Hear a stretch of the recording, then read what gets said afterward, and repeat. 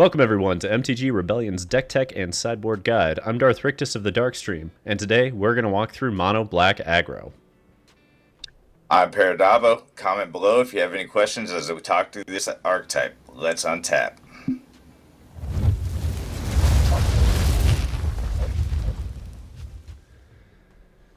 Alright, this has been my baby for a minute.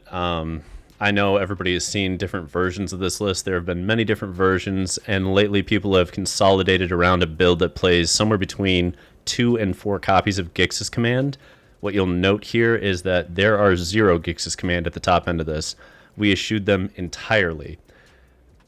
Logically speaking, the reason for this is that Gix's Command becomes steadily less well-positioned the further we go into wedding announcement decks. And I don't know if you've seen a lot of control decks lately, but they're just starting to shove 4 copies into Orzhov, Azorius, Esper. Even Esper Legends is running 4 copies. The issue here is that once wedding announcement flips, almost every creature they play after that is going to be out of Gix range, except for the very last mode, which means you're not getting a sweeper effect anymore. You're just getting one creature maybe, and maybe you get some creatures back. Maybe you double pump one. Point being, it becomes awkward. It's not a well-positioned command if wedding announcement's going to be everywhere, and it is right now. So, Dabo, any other questions as we look at this list? Anything that really stands out to you that you think merits more explanation? I don't think there's anything that merits explanation. I'm slightly surprised there's less Gorgers than there is, but other than that, I believe I understand why everything is here. I've played it. I understand it. It does exactly what you want to do. Sure. So let's talk about Fleshgorger. There's a lot of different ways to deal with the 3-drops in this archetype, and as you can see, Fleshgorger is counted as a 7, but really it's a 3-drop, and we have 10 3-drops, which is exactly in line with where we want to be on the curve. If you look at the curve purposes, it's 10 1-drops, 10 2-drops, 10 3-drops, 5 4-drops, and 25 land.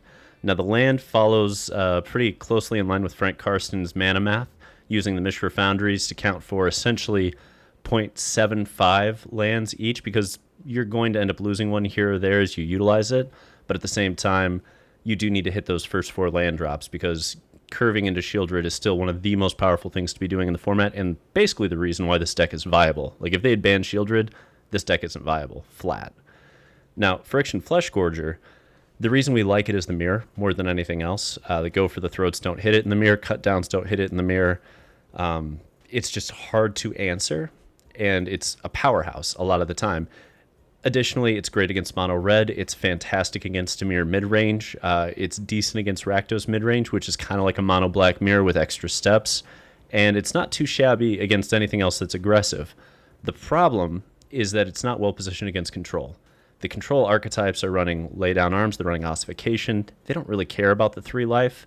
They're just going to get it. They're just going to knock it off for 1 or 2 mana. So they're trading up in mana. You're trading down incorrectly, and it doesn't do what you need it to do. Whereas Graveyard Trespasser against control decks tends to trade 2 for 1.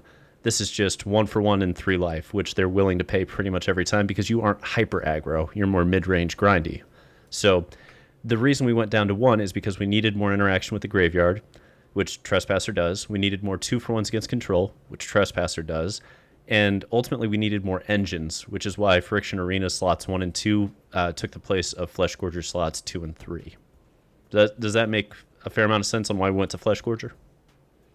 Absolutely does. I mean, I'm all for Trespasser by all means. I understand why it's there. Since I've started playing on Arena, that's something I've always drawn myself to, or made myself build around. Even it was how to figure out to run 4 Trespassers. So, yeah. And Trespasser is one of the best 3-drops ever printed for Black, at least in Standard. I mean, we're not talking Vintage; it's a whole different ballgame. But for Standard, yeah, that card is a beast, and it has been the entire time. A few other quick choices to discuss: Mishra's Foundry versus Murex. The argument's still far from settled, everybody. If it's the builds that I keep seeing that are running 26 land and all the Gix's Command, they're only running 3 Foundry. I don't know that I would run 3 Foundry, but I know that if it's 4 Foundry versus 4 Murex, I want the Foundries because in multiples, they become much stronger. But individual power level, I think Murex gets a slight bump, a slight edge on Foundry, because it just obviates opposing Liliana the Veils. It obviates a number of sacrifice effects you don't want to have to deal with. It's a consistent threat to just shit out against control. So I can see where Mirex would get the nod there. But if we're going to run 4 of one or the other, and we're not playing straight control mono black, and we're playing more tempo-based mid-range, then I want the 4 Foundries. Now, a few of the other interesting slots here, you're going to see 2 Duress in the main. This is just in response to the massive uptick in control. We have to start hedging this matchup. That's why there's 2 Arena main. That's why there's 2 Duress main. That's why there's the 3rd copy of Sheoldred's Edict over the 4th copy of Go for the Throat. We need ways to interact with those Planeswalkers. We can't have dead removal spells in hand.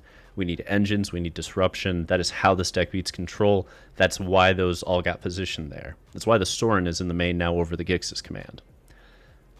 There are 4 Pilfer in the sideboard here, and that is also a nod to control and understanding we don't get counterspells. We don't have a way to stop the big baddies. The only thing we can do is rip it out of their hand at key moments to give ourselves edges and to push a little bit harder.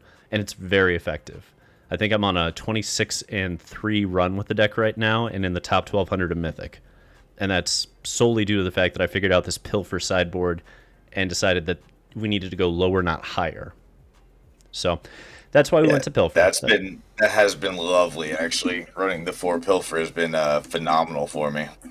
Right? It's worked out nicely. There's a few other cards in the sideboard that are somewhat questionable. I don't know if the 4th copy of Phyrexian Arena is necessary, but there are enough control decks that I think I want it, because it's really good when you land an Arena on turn 3 against control decks and they don't immediately have an answer. You just grind through them. It's weird because it's like the modes shift between the decks, and all of a sudden they have to get much more aggressive, because otherwise you're just going to draw more threats than they can answer. So it's a very, very strong effect. That's why there's 4 copies overall. And we're starting to see an uptick in the metagame of Phyrexian Arena in the main and in the sideboard. So my guess is 4 is correct, but I'm not 100% on that. Maybe we want to breach the multiverse in the sideboard. Maybe we want a big Shelly. Maybe we want a Gix's Command. It just depends. Again, this is a mono-black deck that can shift to answer where the metagame is. And right now, this is where I think it needs to be positioned. But by next week, it could end up shifting a few slots. I don't think it'll shift a lot. But I can see, somewhere between 4 to 6 slots in the sideboard and 2 to 3 slots in the main that are going to shift based on where the meta is. Fair enough. So, do you have any questions on this build at present, just looking at it as a whole? Currently, no. I mean, we've talked a little bit about it back and forth the last couple days, and I'm with it. It feels good running it on the ladder. I've given a lot of control decks a hell of a time. I mean, I've ran through Esper Control. I aggroed them out game 1 and game 2. I brought in all the discard and just ate their hands alive. Kept them on their heel the whole time, and eventually just took them out. It feels good. Yeah. It feels good, especially when you can get into the board. Honestly, I feel like post-board against control, I'm going to call it the shell game, because you're really just playing Protect the Shelly by doing all the duresses and all the pilfers. So it's like a weird Shelly game, or shell game as I'm going to call it, where you're just trying to say, okay, you don't get to either have your bombs or you don't get to have answers to Sheoldred. One way or the other, we're going to just protect the momentum, and 1 or 2 creatures usually takes it home. And typically for me, it's a mixture of Graveyard Trespasser, Tenacious Underdog, and Shelly. Some mixture, 2 out of those 3, usually combined to take home the control matchups. So if you don't mind, I think we're going to run right into the Mire match and talk about that, because I expect to see a fair amount of it on the ladder. I couldn't agree more. I know I have.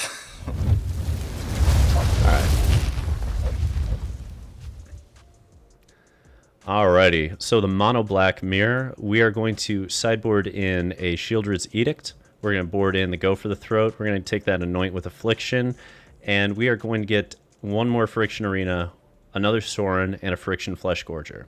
We're going to lose the 2 Duress, 3 of the Cut Downs, and yes, 1 Sheoldred of the Apocalypse. Now, the logic here is that Duress is kind of hit or miss, but more importantly, there's such a density of threats, such a density of removal, that affecting their hand is not what you want to be doing. You want to be affecting the board position. This matchup comes down to that board position more often than not, and that's why we need to occasionally push out that extra copy of Sheoldred.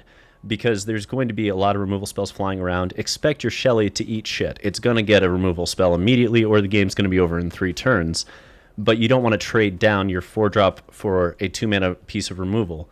So you don't really want to run it out there right away, which is part of why you don't necessarily want multiple copies, right? The goal is to have sticky threats, Tenacious, Trespasser, Fleshgorger, push card advantage. Phyrexian Arena is amazing in this matchup, and that's really why we're going that way. Cut down is too narrow here. It hits Evolve Sleepers, but not late game when they can afford to just activate it twice to get it out of range.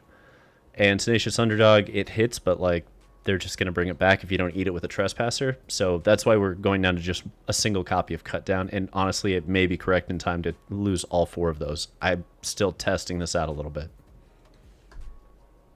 That all tracks. Alrighty. Well, without further ado, should we shift on over to Azorius Soldiers and talk about that? I'm ready when you are.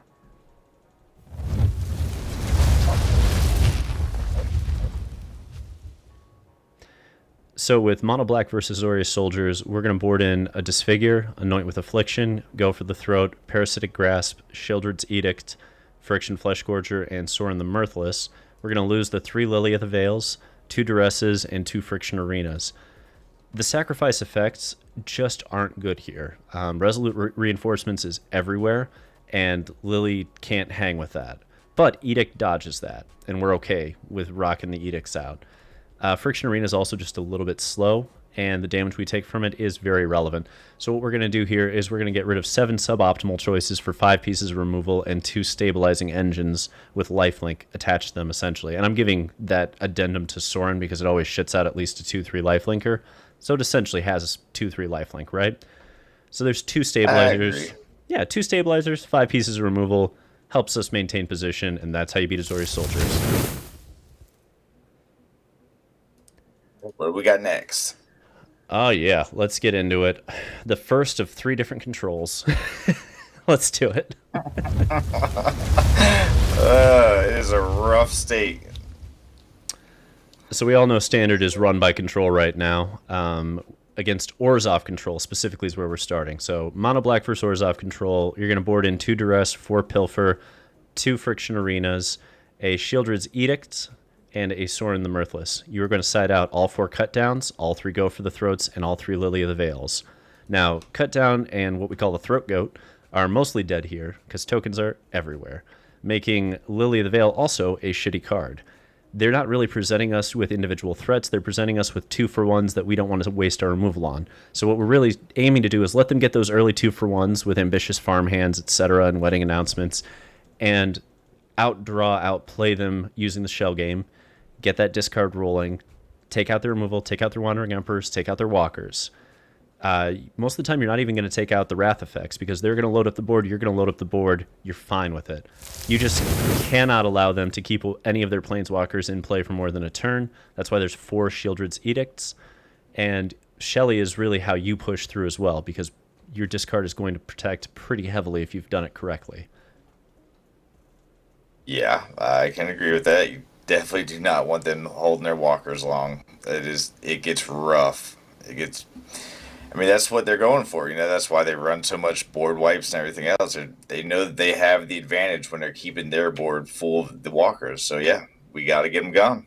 Yeah, and I mean, the beauty of this deck is you look at it and you may think, it's kind of an aggressive deck, but there aren't that many creatures. You're not really susceptible to Wraths. Your individual creatures are very, very strong. So the Wraths that they have are actually weirdly kind of dead a lot of the time, and they don't always catch that. I've had a lot of games where they keep in 3-4 Sunfalls and a couple of Farewells, and I don't give a shit because they're doing 1-for-1s with those because they have to 1-for-1, Trespassers and Shellys.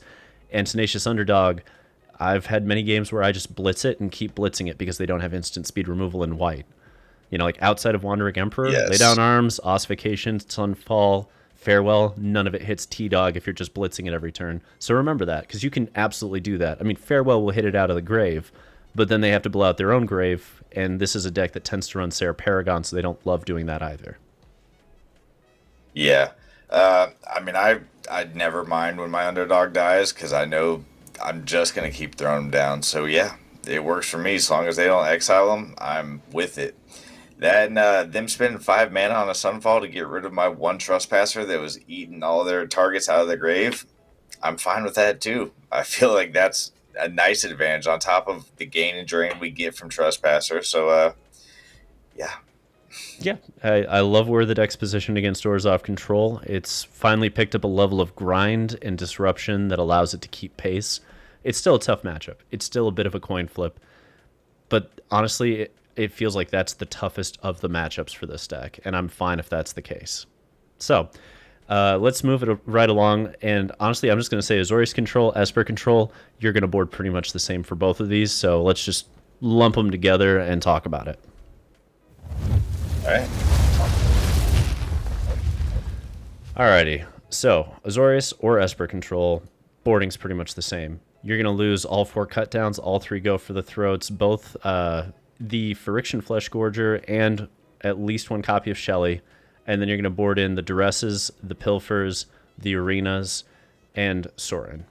And that's really where you want to be because you want to push into 8 discard spells here. You want to remove the dead or suboptimal removal spells, and you want to push your card advantage engines, which is what we're doing with this board plan. The Fleshgorgers, you don't want them in this matchup. We really just want more Phyrexian Arenas. And honestly, outside of being immune to go for the throat, which is only kind of relevant against Esper Control some of the time, they don't mind paying that 3 life like we talked about earlier. A lot of these decks, Esper Control is going to run up to 4 Sheoldred's Edict because they have to be prepared for these control mirrors with Planeswalkers also. They have to be able to kill opposing walkers on impact. And they know it.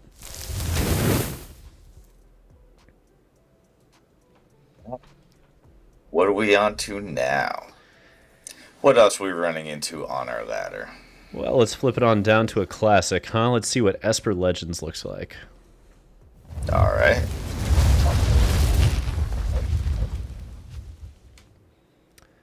So mono black versus Esper Legends. I'm going to board in an Anoint with Affliction, a Go for the Throat, a Sheoldred's Edict, a Disfigure, a Parasitic Grasp, and a Phyrexian Fleshgorger. I'm going to lose the 2 Duress.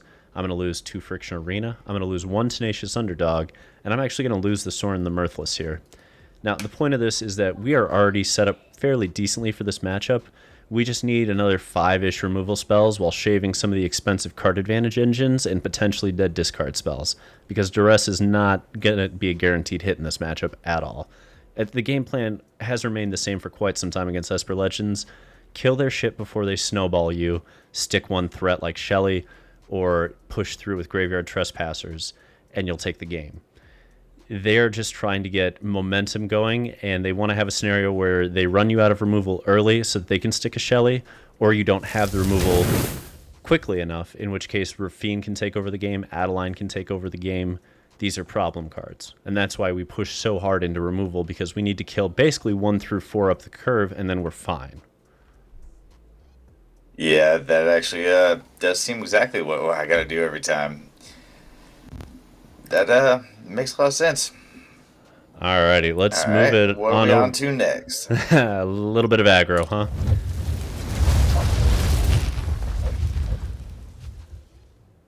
Alright, mono black versus mono red. Mono red is making a comeback here. I've seen a few copies on the ladder. My favorite is the one that eschews Furnished Punishers for Urobrosk's Forge, which gives them somewhat of an inevitability scenario against a lot of these control decks that want to answer 1 for 1 but don't have artifact answers outside of Farewell.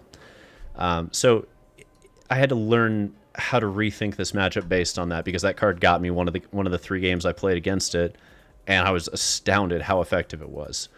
So, with Urobrosk's Forge in mind, you're going to grab the Parasitic Grasp, the Anoint with Affliction, the Go for the Throat, the Disfigure, and Sorin the Mirthless. You're going to lose the 3 Lily of the Veils, you're going to lose 2 Phyrexian Arenas, and you're going to lose 1 of the 2 Duresses. This gives you 4 removal spells to fire off earlier, combined with a Walker that gives you some life-linking blockers, and remains a pretty strong method of preventing those blazing fast starts. Depending very heavily on the build, you may want the 2nd copy of the Fleshgorger over the 2nd copy of Duress. Again, this is going to get build dependent very quickly, because if they're all in on these Urabrosk Forge spell heavy builds, then we start looking at duress and saying, maybe we want this a little bit more than we thought we did. And maybe we start shaving elsewhere, like Evolved Sleepers, which take a little bit too much time occasionally to get where you need them to be. It depends on the build entirely, but the good news is you have a ton of lifelink. You are kind of their nightmare matchup, because you have Trespassers, you have Shellys, you have Fleshgorgers, you've got Lilies, and you've got like 16 removal spells. That's an awful lot of shit they got to answer, and an awful lot of things they have to find a way to push through. You're well set up for mono red. It's one of my favorite matchups to play. I have never been beaten by it with this list. All right. Yeah, that's a rough one. But if you last past their first few turns, you pretty much start out grinding them rapidly. I mean, Yeah. They don't really have much other than exiling cards that hope to have something that hits that they can use right then. And like you said, these things, we got sticky threats. We've got the lifelink.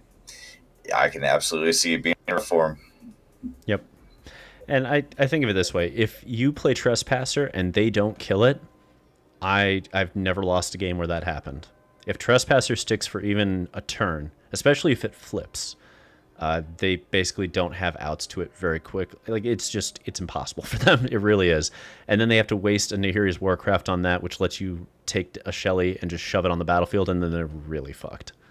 So, this is why we play mono black, not mono red, because we get Sheoldred, they don't. Pretty simple, frankly. All right, we're going to move along. I'm going to skip past Rakdos Midrange, because I'm going to be honest, if you've played against it, it's kind of like the Mire, except they go a little bit bigger with Burn Down the House, and they get a slightly different 2-drop sequence with Blood Tithe Harvester, but it's basically the Mire. However you board for the Mire, which we have up above as the very first one, and you can head back to that timestamp, because I know we're going to get that done. That's how you're going to board for Rakdos Midrange. Let's move on to DImir Midrange, because it's starting to make a push on the ladder, and I think it's worth addressing. And that's going to be the last one we address this evening. So, without further ado, Mono Black versus DImir Midrange. Let's do it.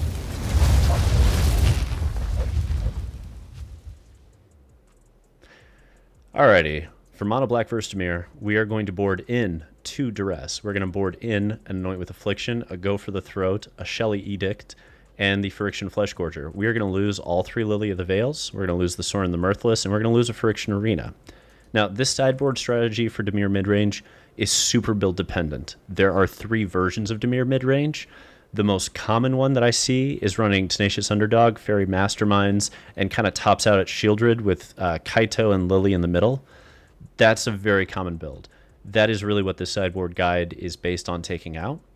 The point of this is that your Planeswalkers are really bad. They have Tenacious Underdog, they have Fairy Mastermind, they're going to kill your shit. Like, your Planeswalkers are not making it, and it's not worth trying to keep them alive. They're just a liability. You want to keep it to a very simple game plan. You kill their shit, you gain life, and you apply pressure. They play enough counters and removal that Duress is actually relevant in this matchup, because you can push through the Make Disappears, but also sometimes you just snag a walker and it feels like an absolute win. I've had multiple games where I grab their Kaito, and then they're just sitting there with a Sheoldred's Edict in hand and maybe a Shelly. They play the Shelly, we throat goat it, they have an Edict, we play around it, game. It's Right, just... so Go ahead. a well-timed Duress lets you set the pace for once when you're dealing with somebody that's running islands, which feels good. You just turned the table on them just that easily. You got their one counter spell that they had in hand, even if they got a second one in there. Just knowing that you can play around it feels good.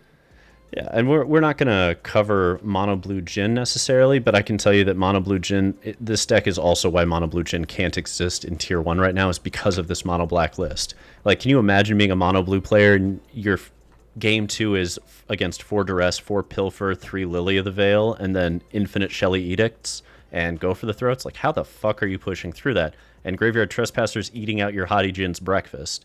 Shelly is just going to kill you in 3 turns. Phyrexian Arenas are going to draw them more cards than you could possibly draw. Like, we are the Mono Blue Jin nightmare matchup. They don't beat us. They don't even come close. I've never had even close to a problem with it. It's basically a bye. And I'm willing to say that. I'm rarely willing to say that about any matchup in Magic. I'm willing to say that here. It's basically a bye. You'd have to mulligan so low, and they'd have to get so lucky. So, Yeah, our discard eats them up. I was playing them last night, and just they don't want to counterspell a duress. They don't want to spend 2 on your 1 mana spell, and it just you just go from there. Hit them with a pilfer. They don't necessarily want to negate it, but if they don't, they lose their 1, maybe 2 actual combat damage win cons.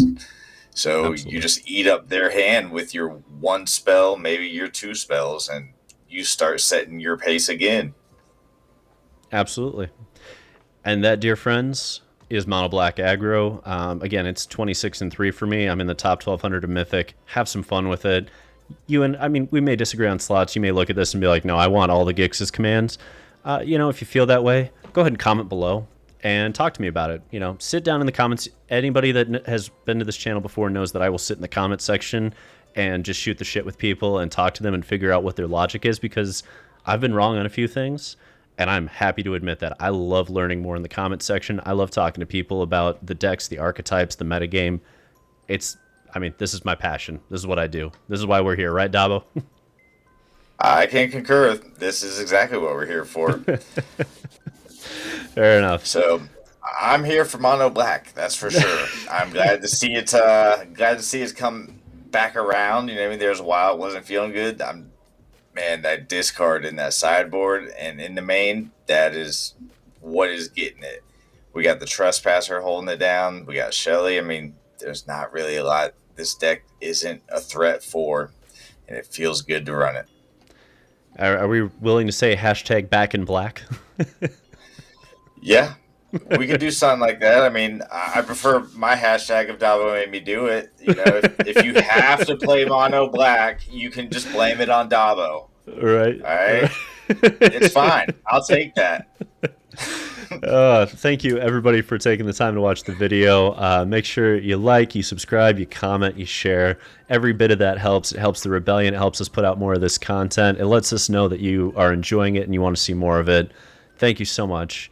And until next time, from all of us at the Rebellion, untap, upkeep, resist.